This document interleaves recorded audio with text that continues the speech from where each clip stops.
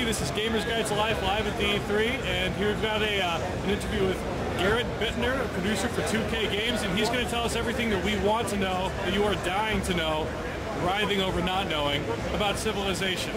So the upcoming installment, Civilization 5, it's going to look great. I saw a demo this morning. Let's start out. First of all, how's it going, Garrett? It's going great. This is a great E3. We're having a lot of fun. Awesome. I agree. It seems to be a lot of fun. Okay, so first of all, we've been in comatose for the last 20 years, assume that we have, and don't know at all what Civilization series entails or who this Sid Meier's guy is. Sure. So give us the 411 about Civilization 5. Civilization, the core concept of Civilization is you start with Settler. In the dawn of time, you build your first city, and you expand your civilization and create it and make it what you want to be, and take that civilization from the beginnings to the modern day and into the future, and sort of explore all the different history and really make your own history within the game. If you want to be a warlord and conquer other civilizations, if you want to be, the scientist and really have a cultured and scientific society, you get to make those choices. You get to be the leader, the king of your civilization, and really see it bloom up into this great, massive, and grand empire. Awesome. So now we'll change gears again and we'll go to reality. Everybody knows a little bit about Civilization who's watching this video. So tell us what changes Civilization 5 has that we can expect. Some of the big changes that you can expect with Civilization 5 are we've gone away from a square-based system and we've moved to a hex grid for the movement. We've done that for a couple reasons. One, it makes movement much more clear. It equalizes over distance. You no longer have cheaper moves along the diagonals when we go in the cardinal directions. It also lets us create really organic, flowing, and beautiful terrain. It makes everything a lot more clear on the map. Another thing that we've done is we've removed the stacks of units. In past Civilization games, you could have this huge stack of units and just sort of march across this the landscape as this huge behemoth of a war machine. You no longer can do that. Now you have to think a little bit more about how you position your units. You have to take into account terrain. You have to take into account what other units are around and how you're going to approach every situation. It makes combat much more tactical than it has ever been before. Great. Now we were talking a little bit about combat just now. Besides conquering the world, what ways are there to beat the game that there weren't beforehand, or how has like a diplomatic victory changed? Tell us a little bit about how you win Civilization 5. So we have a number of different ways you can win Civilization 5. The obvious one is that you can always just destroy everybody else. You can win a domination victory by capturing all the capitals in the game. But you can also win a victory through culture, or through science, or even through diplomacy. How diplomacy victory has changed. It's much like it was in previous civilizations. You build the United Nations, and you have a series of votes to declare the president of the world, more or less. And you get to impact who each of the different civilizations are voting for. And we have these neat little things called city-states now. They're a single city. They never grow beyond a single city. They never really try to win the game, but they're really active in the diplomacy of the civilizations and how each different of the big civilizations interact with each other. And the way that happens in the diplomacy victory is that they actually have a vote. And so how you treat them and how you ally yourself with not only the big civilizations but also the city-states is important to winning the game, as well as as the normal diplomacy options that you expect in Civilization. Now, Civilization at its core is a game about history and culture. How does Civilization 5 bring that the history and culture of many different peoples alive in unique ways?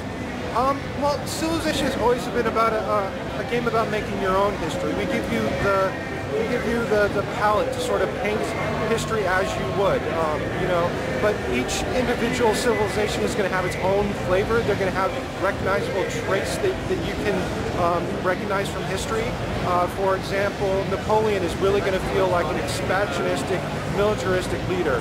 Gandhi is going to focus more on growth and culture. These sorts of things that all make each individual leader very, very interesting, and at the same time very, very familiar. So it sounds like you've developed the AI a lot when it comes to that. Definitely. So does each leader seems to have a specific AI that they follow. Will that AI change if anything goes wrong? Like if Napoleon's winning by doing land battles, but suddenly he gets curbed by the human player, will the computer Napoleon change his tactics, or will he continue to fight the land war? Yeah, well, no, the AI is much more intelligent than it has been in the past.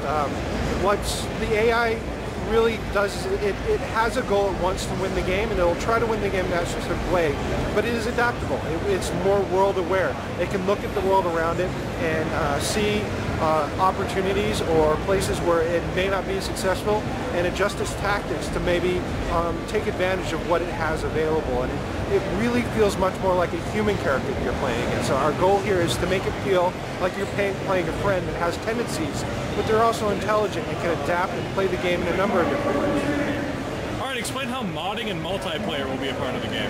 So modding has been a big part of Civilization.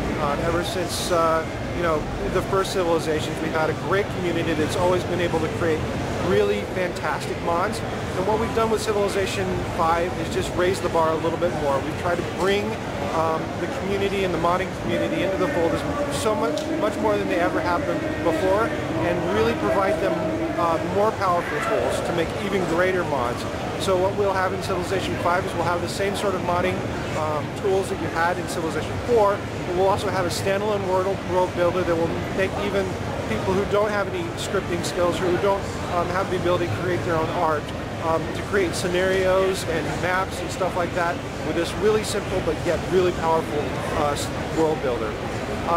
As far as multiplayer, we're going for full Steamworks integration, and the reason why we've done that is it provides us so many community tools and so many ways to really create and build a great community and a great multiplayer experience for the player.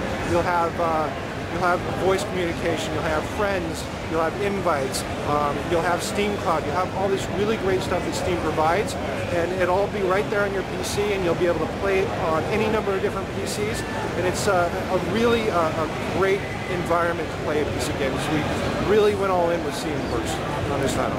All right, to go back to the leaders for a second, in Civilization 4, you had some leaders from the World War II era like de Gaulle and Churchill and FDR, but you didn't have Adolf Hitler.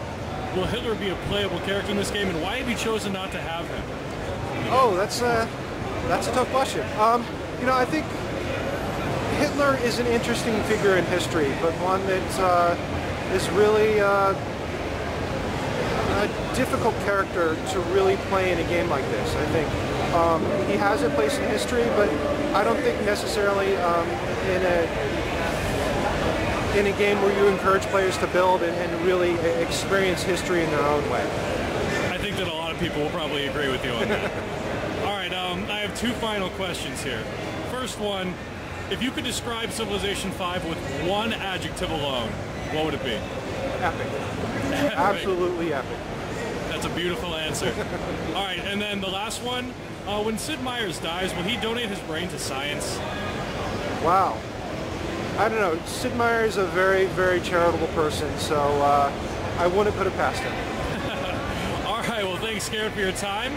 And this is Greg from Gamer's Guide to Life telling everyone to play Civilization 5. When does it come out, Garrett? It comes out September 21st in North America and September 25th in the rest of the world. Okay, so just in time for you to ignore your homework in the school year. Yes. All right, thanks a bunch. Thank you very much. Keep watching Gamer's Guide to Life.